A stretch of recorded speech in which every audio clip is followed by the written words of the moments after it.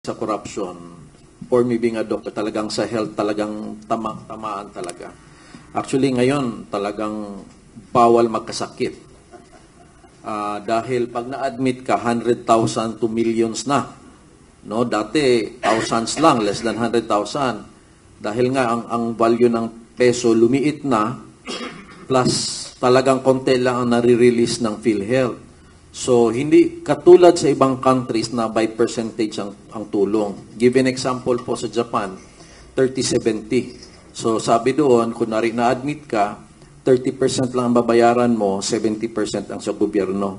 Nagsusorry pa nga yung hospital sabihan yung pasyente na, sorry po, may 30% pa kayong babayaran. Pero kung hindi naman po kaya, pwede yung 30%, gawin na natin hulug-hulugan.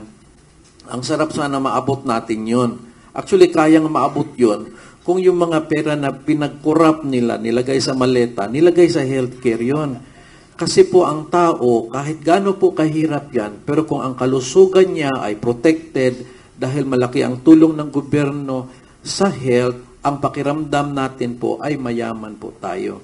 So para sa akin po, talagang natamaan ng malubha ang healthcare system sa Pilipinas na which is yun na sana ang direction natin, universal healthcare. Kaya lang hindi natin nararamdaman dahil yung pera na sanang gamitin ay ginamit po sa korupsyon.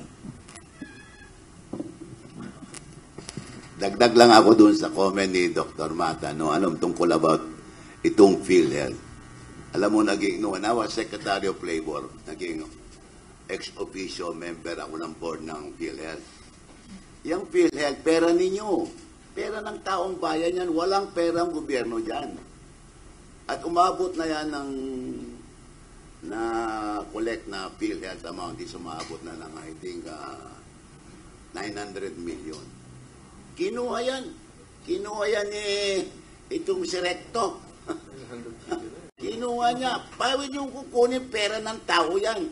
Kaya kung pupunta ka ngayon sa ospital, walang ibibigay na tulong ang PhilHealth dahil wala na silang pera. Kinuha. Kinuha, ewan ko saan nila. Pero kinuha nila and hindi dapat gawin yun dahil pera ng taong bayan yan. Natatakot nga ako, baka makita nila yung pero wag ko nang banggitin, baka mabigyan sila ng information. Ang dami diyang pundo, pero palagay ko, ninakaw na rin. Ninakaw na rin. Yung pera ng OWA, limbawa. Alam nyo ba, na ang mga OFWs, may pera mga yan. May pera yan, may OWA fund, OFW fund. Ang kinakatakutan ko, baka pinakialaman nyo. Bakit alam nyo? During the time of former President Duterte, for the first time in the history of our country, nobody ever thought about this. Nagkaroon ng hospital para sa mga OFW. At sa Pampanga, sa Fernando Pampanga. At saka nagkaroon ng hospital para sa mga OFW without expense of government. Walang gastos ng gobyerno. Bakit? Nagkaroon tayo nakachamba tayo. Nag-donate si Mr. Ricky Razon ng Soler. He donated voluntarily, wala naman na humingi sa kanya, nag-donate ng 600 million.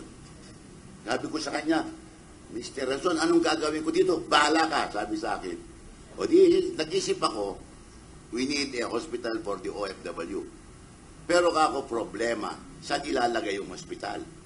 So naghanap ako ng location for the hospital. Nalaman ni Governor Pineda ng Pampanga. Sabi niya, Sek, i-donate ko sa iyo yung 2 hectares yan sa San Fernando, Pampanga. Donate ko. Doon mo lagay ang OFW hospital. Doon nilagay. You know, magkano yung worth ng 2 hectares? 500 million. So, 1.1 billion na yan. Nagkaroon tayo ng hospital. Nung yung groundbreaking, sumama si former President GMA, kasama si Didi Domingo, who was then the chairman of PAGCOR. Naglalagay kami ng lupa. Sabi ni GMA kay Didi, oy, Didi, nagbigay si Mr. Razon ng 600 million, nagbigay ang si Governor Pineda ng lupa. Anong may bibigay ng PAGCOR? Sabi ni Didi, ma'am, sagutin ko na ang medical equipment ng hospital. 200 million for the medical equipment of the OFW hospital. And that hospital is really intended for OFWs, meaning lahat ng mga OFW, pag nagkasakit, sila pupunta dyan, kasama ang kanilang pamilya, asawa, anak, kasama yan, libre. Libre. Pero ngayon, nabalitaan ko, wala daw pundo, wala daw binibigay. Saan dinala yung pera ng mga OFW? The money at the time when I left was about 20 billion. Nung iniwanan ko yun, ewan ko baka saan naman napunta yun. Pero may pera mga OFW, kaya meron kayong mga kamag-anak dyan, you inform them na meron silang pera. It is supposed to be under the, anong tawag, yung alaga ng OFW yan, ng Department DMW. of Migrant Workers. Yan, pera ng OFW. At saka yung hospital na yan, libre. Walang bayad ng ng mga OFW. Kaya alam niyo mga OFW, pumupunta sila diyan. Parang parang tourism destination sa mga OFW. Pupunta sila doon kahit walang sakit, magpapapicture. Pero ang problema, pag pumunta doon na may sakit, walang medisina for them dahil hindi binigyan ng allocation. Nandiyan si Ma'am Gemma Seto yan, head ng mga OFW yan. Alam niya na that was a creation, a hospital during the term of President Duterte. Alam mo, sinabi nila, kanila, anak ng bali, it was inaugurated on May 20, 2022. Paano magkaroon ng hospital si BBM?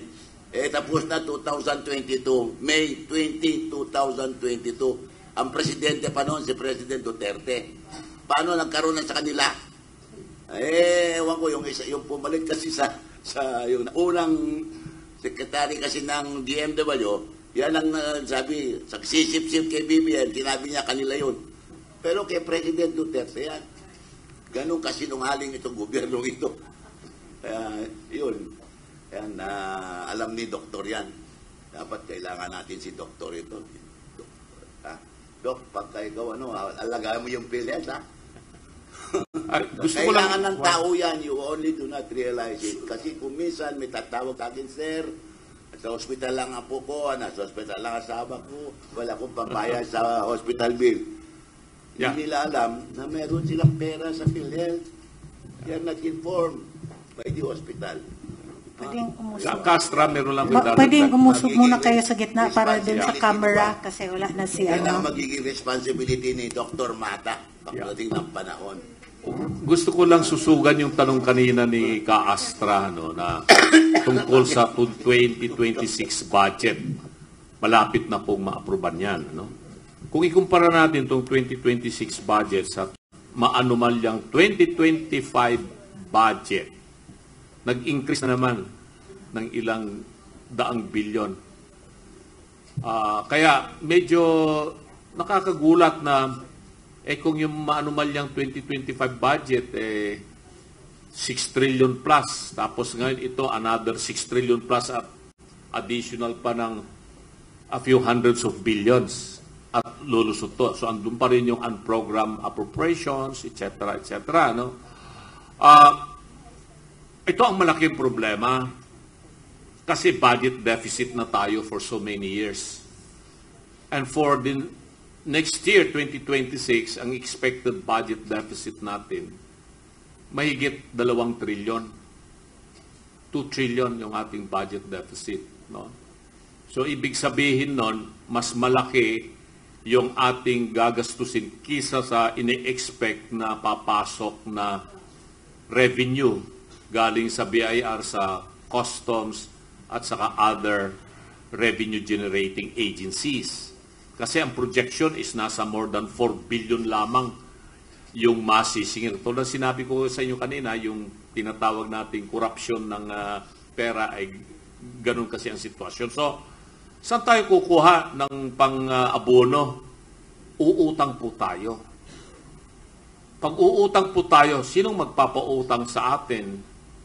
Yun ang nakakatakot dahil in-increase nila yung debt to GDP ratio from 60% that is supposed to be the international threshold para sa ganun may kumpiyansa pa yung mga foreign investors, foreign lenders, credit rating natin, etc.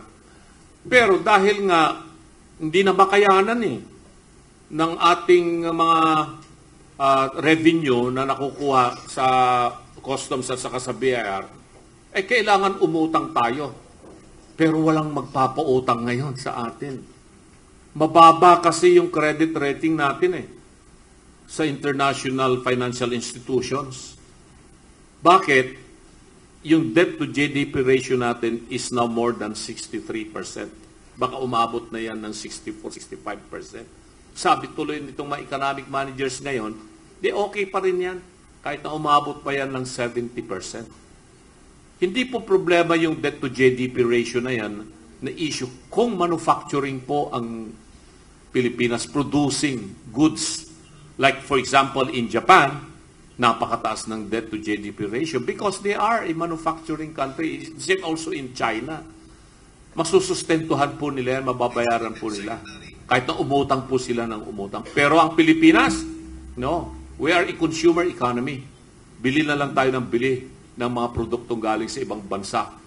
Hindi naman po tayo manufacturing dito. Kaya, kung hindi magpapautang yung international financial institutions sa atin, like World Bank, ADB, or bilateral with other governments, ayaw na nga magpautang sa atin ng Korea. Di ba? A month ago, or more than 2 months ago, yung mismong presidente ng Korea, pina-stop niya yung loan na papasok sana from Korea to Philippines kasi sabi niya, grabe yung corruption dyan. Yun na ituloy yung utang niya, baka hindi tayo mabayaran ng Pilipinas. So kung ganon, saan tayo kukuha ng 2 trillion? Maprepare sa kung uutang tayo domestically. Local. At alam naman po namin yan ni Secretary Bepot, na pag ang utang ay manggagaling sa local source, napakataas po ng interest rates. Napakataas po ng interest rates.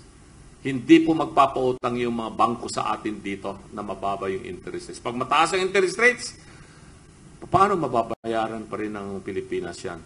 From 17 trillion, uutang tayo ng 2 trillion, magiging 19 trillion yan. So kung meron pa pong 3 taon na naiiwan tong administrasyon na ito, aabot po ng mahigit 25 trillion eventually ang utang ng Pilipinas bago matapos ang 2028. Can we still afford? Yan ang malaking tanong. Kaya pa ba ng Pilipino yan? Bagsak ang shares of stocks natin. Below 60 o 6,000 yung index ngayon. Diba? Nasa 5,600 na lang yata.